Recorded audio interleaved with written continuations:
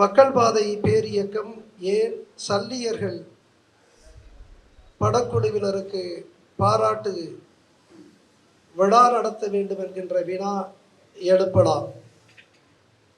என்னை பல பேர்கள் கேட்பார்கள், ஒரு ஐஏஎஸ் அலுவலருக்கு இது தேவையா? ஒரு ஐஏஎஸ் அலுவலர் இது போன்ற இட விடுதலை போராட்டத்தை பற்றியெல்லாம் பேச வேண்டுமா என்றெல்லாம் கேட்பார்கள்.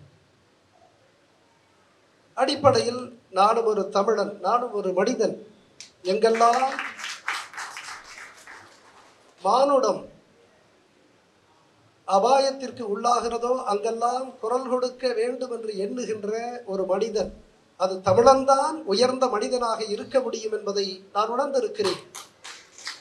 மிக ஆழமாக யோசித்து பார்த்தால் இந்த ஈழ விடுதலை போராட்ட களத்தினுடைய ஊற்றுக்கண்ணாக நடந்த 80வது ஆண்டுகால அந்த நிகழ்வுகளை எல்லாம் நாம் பார்க்க வேண்டியிருக்கிறது. அன்பிற்குரியவர்களே, நான் நன்றாக நினைவிருக்கிறது, 1988 நான் அன்றைக்கு சென்னை லயோலா கல்லூரியிலே என்னுடைய முதுகலையை முடித்துவிட்டு சென்னை சட்டக்கல்லூரியினுடைய மாணவனாக இருக்கிறேன். அந்த காலகட்டம் ஈழ இன விடுதலை போராட்டத்தில் ஒரு மிகவும் நெருக்குதலுக்கு உள்ளான ஒரு காலகட்டம் என்பதை நாம் எல்லோரும் அறிவோம். அன்றைக்குத்தான் இந்திய அமைதிப்படை ஈழத்தில் நம்முடைய மக்களுக்கு எதிராக களமமைத்து காயப்படுத்தி கொண்டிருந்த அந்த காலத்தில் மாணவர்களாகிய நாங்கள் கொதித்து போய் போராட்ட களத்திற்கு வந்தோம். ஆனால் நான் எந்த ஒரு அரசியல் இயக்கத்திலும் அல்லது சமூக இயக்கத்திலும் நான் உறுப்பினராக இருந்தது கூட இல்லை. ஒரு தமிழ் சங்கத்திலே கூட உறுப்பினராக நான் இருந்தது இல்லை.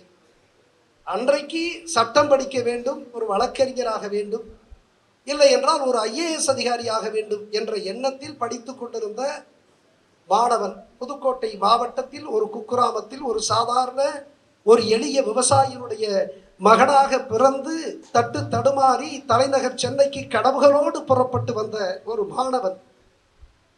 எனக்கு கனவெல்லாம் ஒன்று வழக்கறிஞராக வேண்டும் அல்லது ஐஏஎஸ் ஆக வேண்டும். ஐஏஎஸ் முதல் கனவு. ஒருவேளை ஐஏஎஸ் ஆக முடியவில்லை என்று சொன்னால் வழக்கறிஞராகி விடுவது என்பதுதான் கனவு. அன்றைக்கு தமிழக அரசால் நடத்தப்பட்ட பயிற்சி மையம் அண்ணா நகரில் இருக்கிறது. அது ஐஏஎஸ் பயிற்சி மையம்.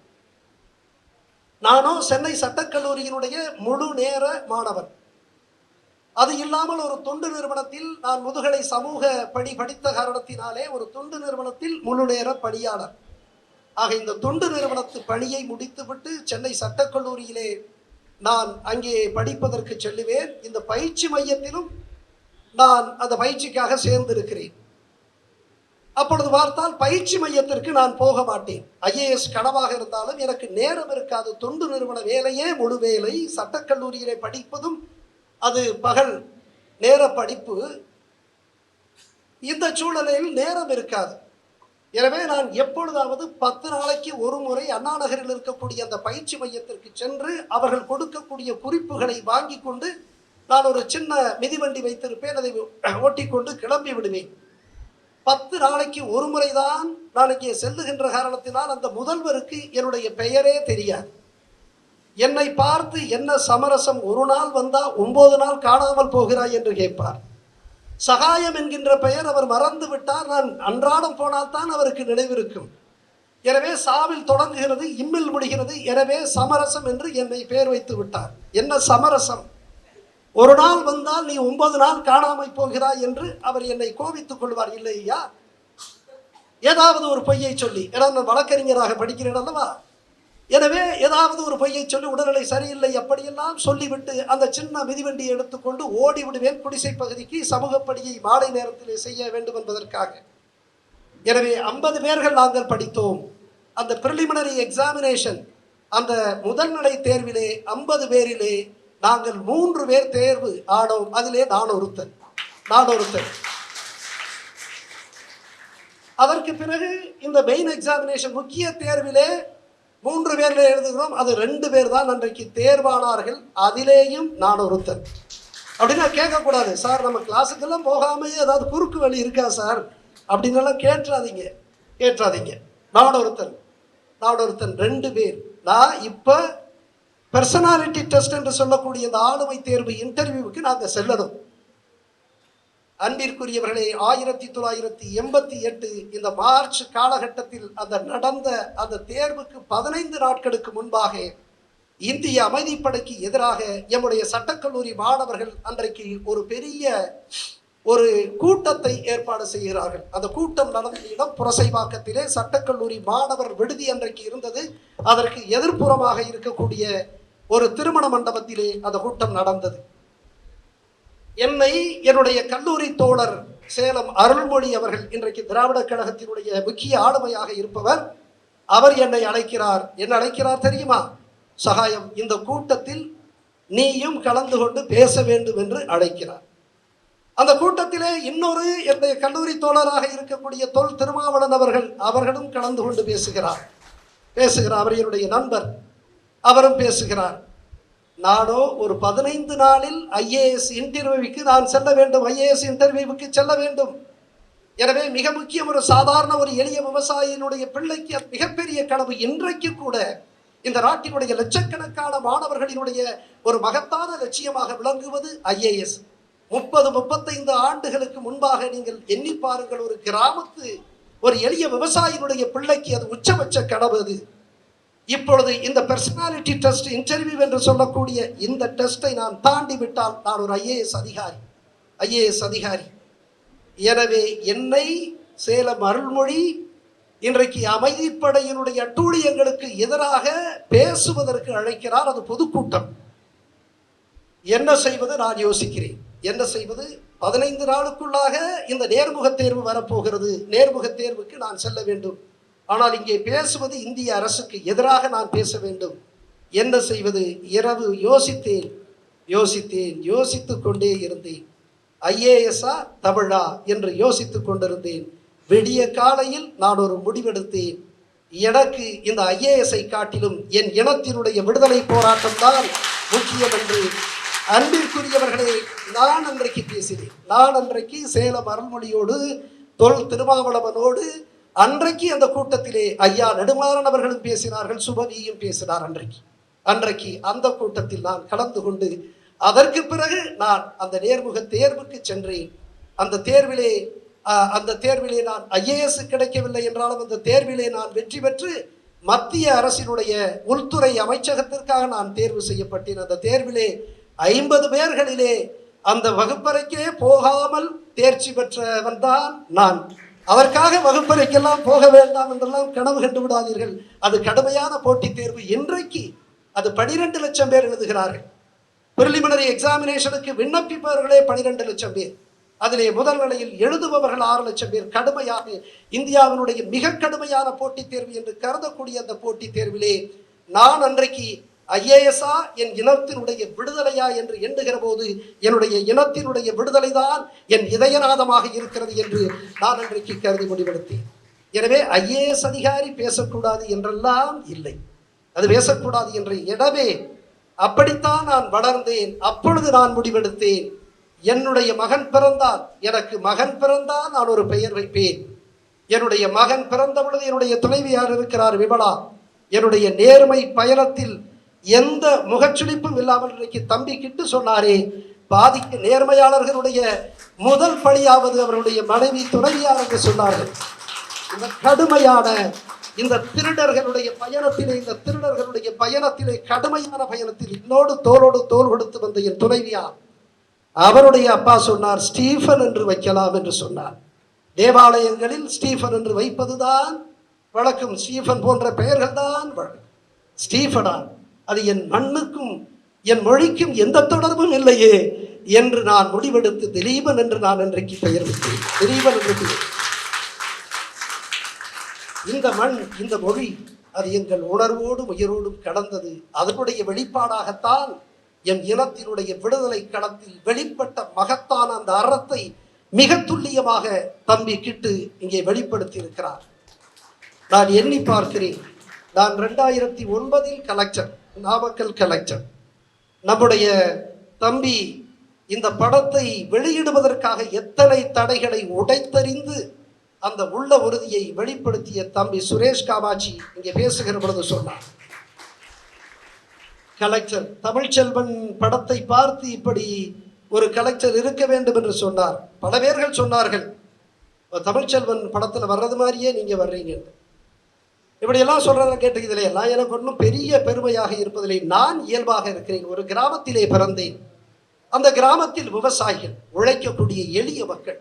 அந்த கிராமத்தை ஒரு 35-40 ஆண்டுகளுக்கு முன்னாக ஒரு சிறுவனாக ஒரு இளைஞராக வளர்ந்த பொழுது அங்கே இருக்கக்கூடிய தமிழ் சமூகத்தினுடைய எல்லா சாதி மக்களுமே அன்பிற்குரியவர்களாக இருந்தார்கள். குறிப்பாக பட்டியல் பிரிவு ஒடுக்கப்பட்ட மக்கள் பரிசுத்தமான அன்பிற்கு உரியவர்களாக இருந்தார்கள் என்பதை நான் கண்டேன். மற்ற மக்களும் பிற்படுத்தப்பட்ட மக்கள் என்று நாம் வகைப்படுத்துகிறோமே, இந்த தமிழ் பிரிவிலே களங்கமில்லாத உழைக்கக்கூடிய களங்கமில்லாத மனத்திற்கு சொந்தக்காரர்களாக அவர்கள் இருந்தார்கள். உண்மையை சொல்லுகிறேன். அவர்களை பார்த்துத்தான் என்னுடைய பதவி, நான் அங்கே சொன்னேனே IAS-இலே நான் மத்திய அரசுக்கு தேர்வு செய்யப்பட்ட அந்த காலத்தில் நான் இங்கே அந்த தொகுதி 1 என்று சொல்லுகிறோமே, TNPSC தமிழ்நாடு அரசு தேர்வாணையத்தின் மூலமாக நடத்தப்படக்கூடிய அந்த தேர்விலே நான் டெப்டி கலெக்டராகவும் ஒரே நேரத்தில் நான் 2 தேர்வையுமே நான் வெற்றி பெற்றேன். டெப்டி கலெக்டராக நான் சேர்ந்த முதல் பதவியிலே, உனக்கு அதிகாரம் இருந்தால் அதனை ஏழைகளுக்கு பயன்படுத்து, if you have power use it for the poor என்று நான் எழுதி வைத்திருந்தேன். அது யாரையும் நினைத்ததில்லை. என்னுடைய கிராமத்திலே இருக்கக்கூடிய எல்லா மக்களும் சாதிகளை கடந்து அந்த எளிய மக்கள் மீது நான் கொண்டிருந்த அளப்பரிய பரிவினுடைய வெளிப்பாடாகத்தான் அன்றைக்கு உனக்கு அதிகாரம் இருந்தால் அதனை ஏழைகளுக்கு பயன்படுத்து என்று நான் சொன்னேன். அன்றைக்கு அந்த மாவட்டத்தினுடைய கலெக்டராக அந்த பெரும் முதலாளிகளுக்கு 4000 ஏக்கர் 5000 ஏக்கர் வைத்திருக்கக்கூடிய அந்த தோட்ட அதிபர்களுக்கு துணையாக நான் நிற்கவில்லை என்ற காரணத்தினால் என் மீது நடவடிக்கை எடுத்தார் கலெக்டர். அதற்கு தொடக்க புள்ளியாக இந்த வாசகம்தான் இருந்தது. அன்பிற்குரியவர்களே, நேசிப்பதுதான் தமிழர்களுடைய பண்பு. அது எனக்கு இந்த மொழி கொடுத்திருக்கிறது. நான் எங்கேயும் கற்கவில்லை. என் தாய் தந்தை இடத்திலே கற்றுக்கொண்டேன். அதற்கு பிறகு இந்த மொழியிடத்திலிருந்து தான் நான் கற்றுக்கொண்டேன். இன்றைக்கு இந்த அறம் எப்படிப்பட்ட அறம் என்பதை நாம் புரிந்து கொள்ள வேண்டும். ஒன்றை மட்டும் சொல்லுகிறேன். நம்முடைய தம்பி சுரேஷ் காமாட்சி கலெக்டரை பற்றி சொன்னார். 2009 காலகட்டத்தில் நான் நாமக்கல் கலெக்டராக இருந்த பொழுது எனக்கு மகிழ்ச்சி இல்லை. நம் இன விடுதலை களத்திலே இங்கே மகத்தான சேதாரங்களை நம் மக்கள் போராளிகள் கண்டு அங்கே அதை எதிர்கொண்டிருக்கக்கூடிய காலகட்டம். உண்மையிலேயே மகிழ்ச்சி இல்லை. மே மாதம் 2009 மே மாதம் ஒரு நிகழ்ச்சியை சொல்லி நான் முடித்துக் கொள்ளுகிறேன். 2009 மே மாதத்திலே நாடாளுமன்ற தேர்தல் உங்கள் அத்தனை பேருக்கும் தெரியும். அங்கே ஈழத்திலே அங்கே அந்த பெரிய பேரழிவை எம் இனம் சந்தித்துக் கொண்டிருக்கிறது. அந்த 2009 காலகட்டத்திலே நாடாளுமன்ற தேர்தலை நடத்துகின்ற பொறுப்பு ஒரு மாவட்ட ஆட்சித்தலைவராகி எனக்கு இருக்கிறது. எனவே நான் நடத்தி கொண்டிருப்பதற்காக முன் தயாரிப்பிலே நான் ஈடுபட்டு வருகிறேன். முன் தயாரிப்பிலே ஈடுபட்டு ஒரு நாள் மாலை ஒரு கூட்டம் நடத்தி கொண்டிருக்கிறேன். தேர்தல் அலுவலர்களோடு ஒரு கூட்டம் நடத்தி கொண்டிருக்கிறேன். அந்த கூட்டத்திலே, ஆய்வு கூட்டத்திலே, எல்லா ஏற்பாடுகளும் செய்தாகிவிட்டதா, வாக்குச்சாவடிகள் எல்லாம் சரியாக இருக்கிறதா, எல்லா வசதிகளும் ஏற்பாடு செய்து விட்டோமா என்றெல்லாம் கேட்டுக்கொண்டிருக்கிற பொழுது அங்கே தாசில்தார் இருந்தார். நாமக்கல் தாசில்தார். அவருக்கு ஒரு அலைபேசி வருகிறது. அதாவது திருச்சி நெடுஞ்சாலையிலே வளையப்பட்டி என்ற ஊருக்கு அருகே ஒரு தவிட்டிலிருந்து எண்ணெய் தயாரிக்கக்கூடிய ஒரு ஆலையில் தீ விபத்து என்கின்ற ஒரு செய்தி வருகிறது. அந்த செய்தியை கேட்டவுடன் நான் தாசில்தாரை உடனே செல்லுங்கள், அந்த தளத்துக்கு செல்லுங்கள் என்று அறிவுறுத்தினேன். கொஞ்ச நேரத்தில் தாசில்தார் பேசுகிறார், ஐயா தீ அதிகமாக இருக்கிறது என்று சொன்னவுடன் அங்கே இருக்கக்கூடிய கோட்டாட்சி தலைவர், ரெவென்யூ டிவிஷன் ஆஃபீஸர் RDO அவரை அனுப்புகிறேன். அவர் கொஞ்ச நேரத்திலே சென்று விட்டு, ஐயா பெரிய அளவிற்கு மடமளவென்று அந்த வளாகம் முழுவதும் எரிந்து கொண்டிருக்கிறது என்று அவர் சொல்லுகிறார்.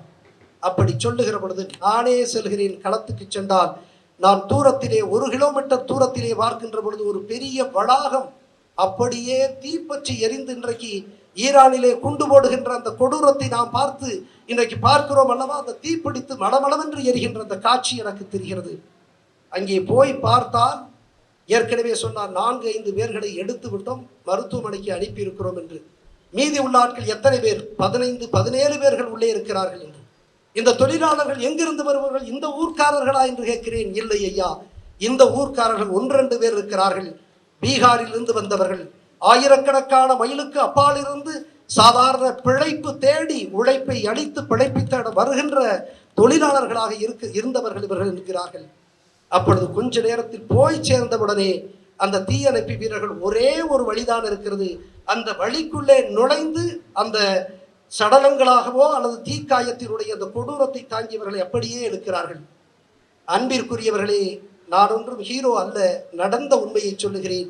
என்னை அறியாமலே நான் 2 பேரை நான் தூக்கி கொண்டு வந்தேன். வெளியே வந்தவுடன் எல்லா அலுவலர்களும் சத்தம் போட்டார்கள், நீங்கள் ஏன் செல்ல வேண்டும் என்று என்னை தடுத்து விட்டார்கள். அன்பிற்குரியவர்களே, அன்றைக்கு 19 பேரை அப்படியே வெளிக்கொண்டு வந்தோம். ஒருவர்தான் தமிழர், மற்ற எல்லோரும் பீகார்காரர்கள். ஆனால் 16 பேர் இறந்து விட்டார்கள். 16 பேர் இறந்து விட்டார்கள் அந்த தீ விபத்திலே.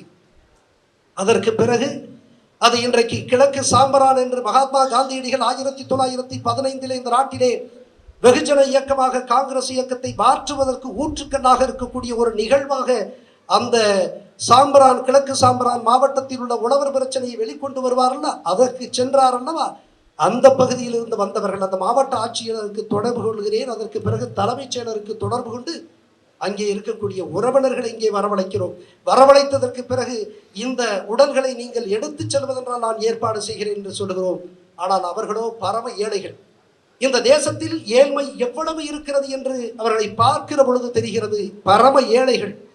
எனவே ஐயா வேண்டாம், இங்கேயே வைத்து எரியுங்கள் என்று சொல்லுகிறார்கள். அன்பிற்குரியவர்களை, இந்த 16 உடலையும் நான் நாமக்கல் மாவட்ட மக்களுக்கு ஒரு அறிவிப்பை செய்கிறேன். நம்முடைய மண்ணுக்கு உழைத்து பிழைப்பதற்காக, திருடி பிழைப்பதற்காக அல்ல, உழைத்து பிழைப்பதற்காக இங்கே வந்தவர்கள். இவர்களை கௌரவமாக அடக்கம் செய்ய வேண்டியது நம்முடைய மகத்தான பணி, தமிழருடைய அறம் அதுதான் என்று சொல்லி அழைக்கிறேன். நம்ப மாட்டீர்கள், 5000 பேர் வந்தார்கள். 5000 பேர் ஒரு பேரணியாக ஊர்வலமாக அந்த உடல்களை எடுத்து செய்து மொத்தமாக தகனம் செய்தோம். அதோடு மட்டுமல்ல, அவர்களுக்கு 2 நாள் உணவளித்து ஒரு பெருந்தொகையை மக்களிடத்திலிருந்து சேகரித்து அவர்களுக்கு கொடுத்து அனுப்பினோம். அதுவும் தமிழர் அறம். அது மட்டுமல்ல, போகிற பொழுது கூட சாப்பிடுவதற்கு இவர்களுக்கு பணம் இருக்காது.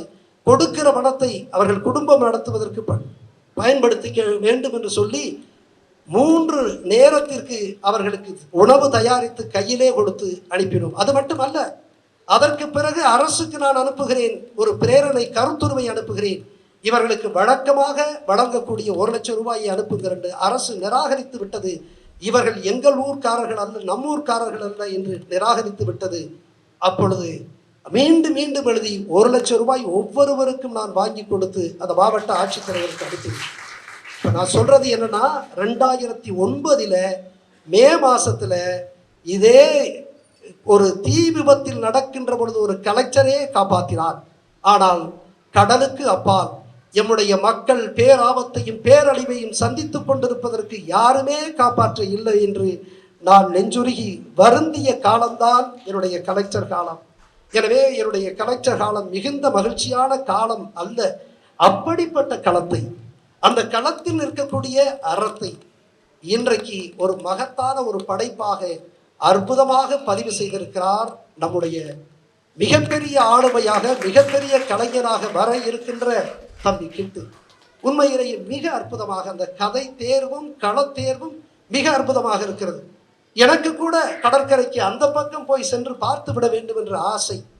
அந்த ஆசையெல்லாம் நிறைவேற்றுகின்ற வண்ணம் அந்த களத்திலே, அந்த பனமரத்து காடுகளுக்குள், அந்த பதுங்கு குழிக்குள் நம் பண்பாட்டு வெளிச்சம் எவ்வளவு உயர்வாக இருந்ததோ அதை சிவகங்கை களத்திலே சிறப்பாக காட்டிய அன்பு தம்பியை நான் உள்ளார்ந்து வாழ்த்துகிறேன். நிச்சயமாக நீ என்றே சொல்லுகிறேன் தம்பி, நீ ஒரு மகத்தான கலைஞராக, மகத்தான இயக்குனராக நீ வருவாய் என்ற நம்பிக்கை எனக்கு இருக்கிறது. என்ன அதீத நேர்மை கொஞ்சம் ஆபத்தானது என்பதை உணர்ந்தவன் என்ற முறையில் சொல்லுகிறேன். அதற்காக கொள்கையை விட வேண்டாம். நிச்சயமாக இன்றைக்கு தடை ஏற்பட்டது, மின் தடை ஏற்பட்டது, ஒளிபெருக்கி தடை ஏற்பட்டது. வந்திருக்கக்கூடிய நம்முடைய ஆளுமைகளிடத்தெல்லாம் நான் வருந்துகிறேன், மன்னிப்பை கோருகிறேன். இந்த தடைக்கு மன்னிப்பை கோருகிறேன். என்னுடைய தம்பிகள் ஏதோ ஒரு எங்கோ நடந்த அந்த தடைக்கு என்னுடைய தம்பிகள் பொறுப்பல்ல, நான் தான் பொறுப்பு. எனவே அந்த பொறுப்பை ஏற்றுக்கொள்கிறேன். சிரமத்தோடு இன்றைக்கு நடத்துகிறோம். சிரமத்தோடே வாழ்வதுதான் தமிழர் வாழ்வாக இருக்கிறது என்பதை நாம் புரிந்து கொள்ள வேண்டும். எனவே இன்றைக்கு நம்முடைய தம்பி சுரேஷ் காமாட்சி அவர் வெளிப்படுத்திய உண்மையான உணர்வை நான் அந்த தடை ஏற்படுத்திய பொழுது நான் பார்த்தேன். அந்த தடையை இவர்கள் திரைப்பட அந்த படத்தை வெளியிடுவதற்கு அரங்குகளை கொடுப்பதற்கு அவர்கள் மறுத்திருக்கக்கூடிய நிலையில் தடையை ஏற்படுத்துக அந்த அந்த முற்பட்ட நிலையில் அவருடைய பேட்டியை காண்டேன். என்னுடைய உள்ளத்தை அது தொட்டது. எனவே அன்பிற்குரிய அந்த மகத்தார் கலைஞர்களை பாராட்ட வேண்டிய அந்த பொறுப்பு நமக்கு இருக்கிறது. அதற்கு புள்ளியாக இருந்தது நம்முடைய தம்பி, நம்முடைய ராவணகுமார். அவர் ஒரு சாதாரண எளிய மனிதர், ஆனால் நிகரற்ற இந்த தமிழ் மீது பற்று கொண்ட நிகரற்ற ஒரு மனிதர். கோபப்பட்டு சொல்வார், ஐயா இவர் இந்த கோணத்திலிருந்து நாம் பார்க்க வேண்டும், அந்த கோணத்திலிருந்து பார்க்க வேண்டும் என்று சொல்லுகிற பொழுது நான் சொல்லுவேன், தமிழர் அறம் இதை அனுமதிக்காது, நீங்கள் கோபப்படாதீர்கள், நாம் நியாயமாக இருப்போம். எதிரிகள் எவ்வளவு அநியாயக்காரர்களாக இருந்தாலும் இன்றைக்கு சல்லியர்கள் என்கின்ற இந்த மருத்துவ போராளிகள், அது மருத்துவத்தினுடைய மகத்துவமே உயிர் காப்பதுதான். ஆனால் அதையும் தாண்டி கொடூரமான எதிரி அந்த கொலைக்களத்தில் நிற்கிற பொழுது அவனை கூட காப்பாற்றுகின்ற ஒப்பற்ற போராளிகளாக நம்முடைய மருத்துவ போராளிகள் இருந்திருக்கிறார்கள் என்பதை இந்த படைப்பு மிக அற்புதமாக காட்டுகிறது. எனவேதான் நான் அன்பு தம்பி ராவணகுமாரிடத்திலே உணர்ச்சி வசப்படாதீர்கள். இன்றைக்கு கூட இங்கே கூட்டம் குறைவாக இருக்கலாம், ஆனால் நம்முடைய நாட்டம் மிகப்பெரியது. இந்த எண்ணிக்கை குறைவாக இருக்கலாம், ஆனால் நம்முடைய எண்ணம் மிகப்பெரியது. தம்பிகளெல்லாம் சொல்லுவார்கள், தேர்தல் அரசியலுக்கு நாம் முடிவெடுக்க வேண்டும் என்று சொல்லி. தேர்தல் அரசியலை முடிவெடுத்தால் நான் சொல்லுகிறேன், மிக எளிதாக 5000 பேரை நாங்கள் இங்கே வரவழைக்க முடியும், எங்களுக்கு தெரியும் முடியும். ஆனால் தேர்தலை தாண்டி தமிழர் அரசியலை, மக்கள் அரசியலை, இயக்க அரசியலை, கோட்பாடு அரசியலை நீங்கள் முதலிலே தொடங்குவோம். 10 பேராக இருந்தாலும் பரவாயில்லை என்று சொன்னேன். எனவே அன்பிற்குரிய நம்முடைய தம்பி ராவணகுமார் 10 லட்சம் என்பது அவருக்கு அதிகமான தொகை. அவர் தன்னுடைய துறைவியாருடைய நகைகளை எல்லாம் அடகு வைத்து இந்த படத்தினுடைய ஊற்றுக்கண்ணாக துவக்க புள்ளியாக இருந்திருக்கிறார் என்று சொன்னால் அதை நாம் உள்ளார்ந்து நாம் பாராட்ட வேண்டும். எத்தகைய உணர்வு கொண்டிருப்பார் என்று பாருங்கள். எனவே அவருக்கும் இந்த படத்தை தயாரித்த கருணாஸ் அவருடைய குழுவினருக்கும் என்னுடைய நன்றிகளையும் பாராட்டுக்களையும் நான் உள்ளார்ந்து தெரிவித்துக் கொள்கிறேன். நம்முடைய தம்பி கிட்டுவை எவ்வளவு பாராட்டினாலும் தரும் ஒரு வார்த்தையில் ஒரு மகத்தான உண்மையை வெளிப்படுத்தக்கூடிய அந்த லாவகம் சில பேருக்குத்தான் வரும். தம்பிக்கு வந்திருக்கிறது. நான் அதை பார்க்கிறேன்.